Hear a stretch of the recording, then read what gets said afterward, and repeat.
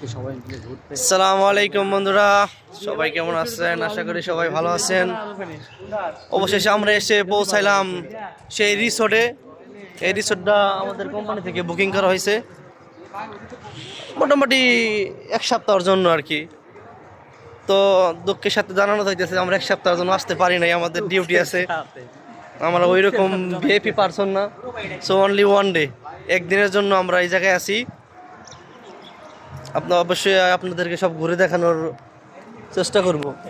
এটার ভিতরে আছে পার্কের সিস্টেম, মনে হয় অনেক কিছুই আছে।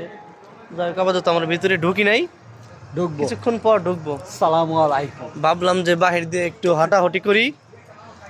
ও সামনে আবার সাগর আছে, আপনাদেরকে একটা মানে কি বলবো, ভাষায় প্রকাশ করা যাইতেছে না। এই মাসুদ ভাই, খুব সুন্দর একটা সাগর, আকর্ষণীয় দৃশ্যটা দেখার জন্য আজকে চলে আসলাম।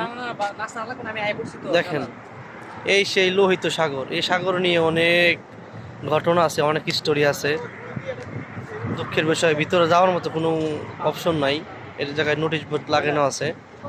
আজকে ঘুরে ঘুরে সবাই কিছু দেখাবো।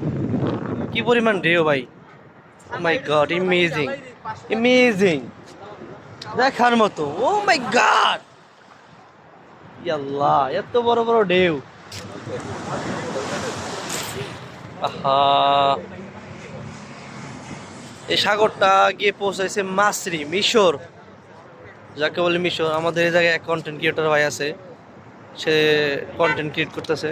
আমরা এই জায়গায় অনেক লোকজনই এসেছে এই জায়গায়। ওই রিসোর্টটা আমাদের জন্য বুকিং। এই জায়গায় অনেক বিল্ডিং আছে, অনেক লোকে আছে, ট্যুর করতে এসেছে।